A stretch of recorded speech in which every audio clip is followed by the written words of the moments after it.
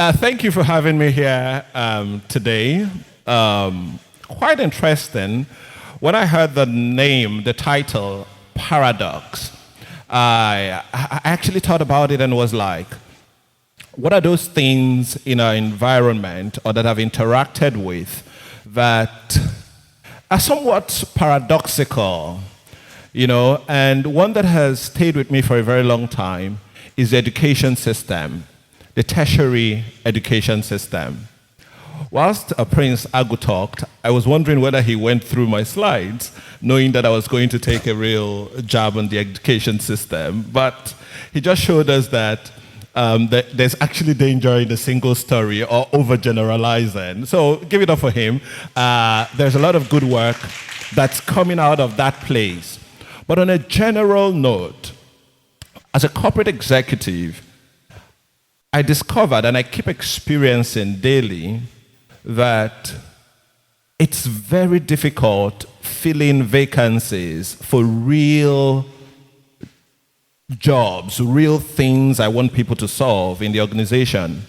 You go through CVs, 1,000 CVs, and you can't even find someone that can do what you want them to do.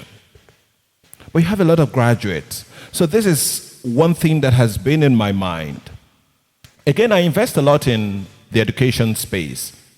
Part of investing in the education space is, of course, you can invest in education infrastructure, and you also want to enable students to go to school. So you want to give them student loans.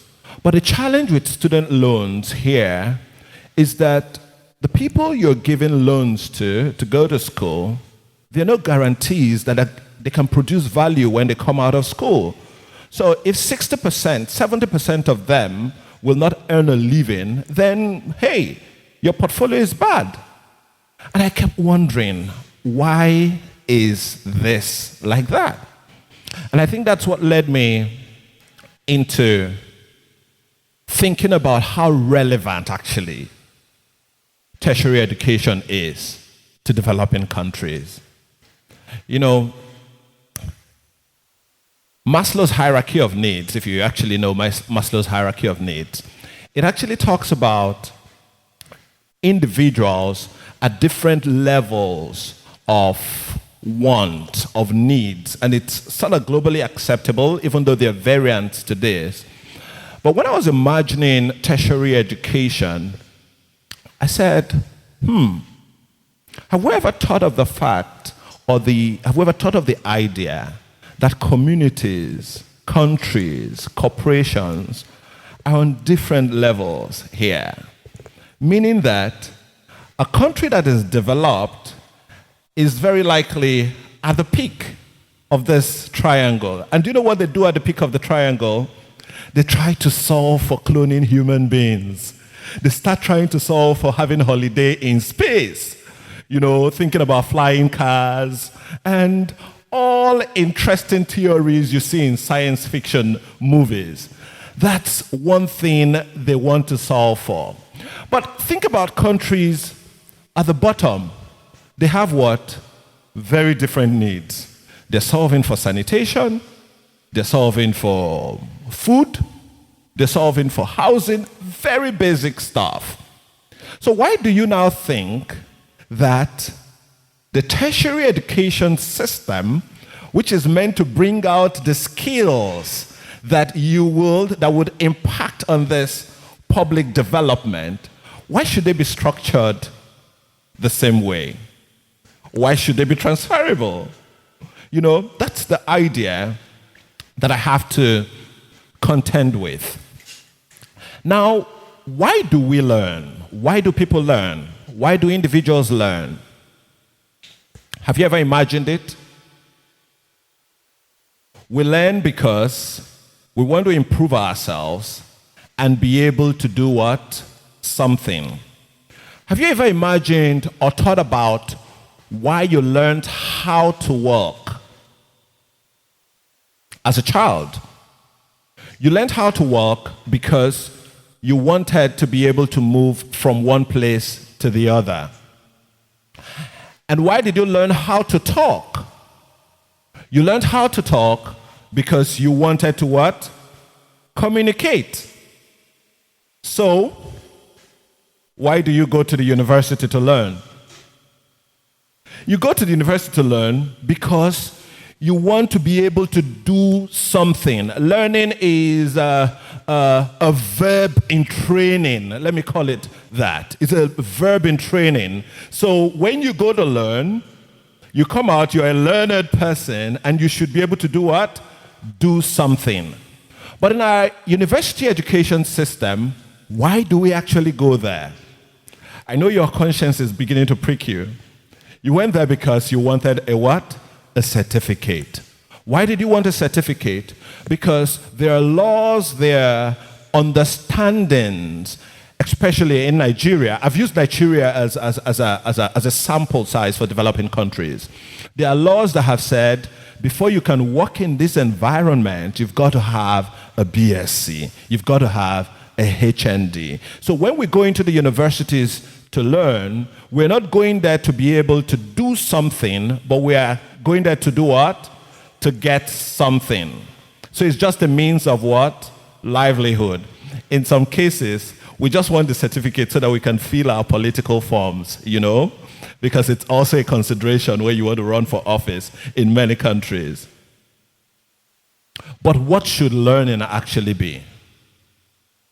I've written it down and I keep saying it, that a certificate without skills backing it is just like, for the want of a better word, a fiat currency. You can imagine the dollar where there is no gold backing it.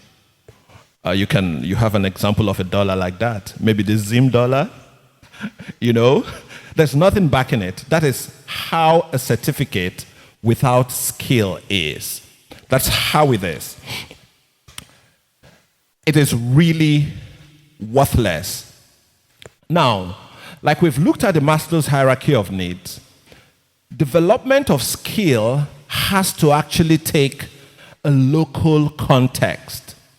So if you're going to go to school to learn, then you should be learning something that would enable you to do something within your local environment, and it just keeps growing like that. But when you structure our university system in parallel with global university systems that feed off from developed nations, you'd see that we will begin to focus on things that really don't concern us that much, things that are not as important as our needs. And thus, even if we think of developing skills, we'll be developing skills that are probably not locally applicable. Now, not to reduce anyone that studied philosophy in the university, very good course. But I wonder how in a developing country that doesn't have, you have a lot of mental issues, you have a lot of mental cases, you have a lot of sanitation issues, as in basic issues, how relevant is philosophy? How many philosophers do we actually need in Nigeria? You probably would need philosophers in some other places, Greece and Europe, and I don't know. But hey, how many do we really need? So if you have a philosophical skill, is that really applicable here? And in what number? Developing countries have basic needs, sanitation issues, health issues. How many schools do we know deal health management in this country out of 170 universities? I think just about 3. And you can imagine how many graduates they're going to produce per year. And let's say the graduates, are they really learning to solve the health management issues, or are they now clouded by the general thing? That's the certificate. Because when something does not have a use, when you've not properly defined something and it's not properly targeted, it takes any form. So rather than solving for these problems in the university system, our university system has turned to a means of livelihood. Just like the student goes in there to get a certificate, to get a job, that is the way the lecturer goes in there to be able to be paid a salary, not to solve any problem. You know, I studied engineering, and we picked courses from electrical engineering. We picked courses from different fields of engineering. There was this my chemical engineering professor. At the time, he had this big textbook that he had written. And we always teased that that was the textbook that made him a professor. And when he came into the class, he read from this textbook, reading delta H, delta this, energy change. He's reading it out of the textbook. And for some of us that had read other textbook where he copied it from, we will tell him, hey, prof, the formula here is wrong. And he'll look at it again with his glasses. And he'll look up and say, I thought I copied it correctly. Now you have screamed and you've reacted. But think about that handout that you had to photocopy. It was no longer legible because it had lasted for 15 years. He wrote it with his hands, probably his final year lecture notes. Why were you able and comfortable to stay in that environment for 4 years? For someone like me, for 6 years, because you added 1 year strike. Why were you comfortable? Why didn't you walk away? Because you had a goal. And what was your goal? To get the certificate and not necessarily to get a learning. And why was he happy to keep doing that? Because for all he cares, being a professor in the university, teaching undergraduates, was to earn what? A salary, a living. And that is why they will photocopy the handouts, give it to you, and mark the register for those that bought the handouts. If you don't buy it, you're going to fail. But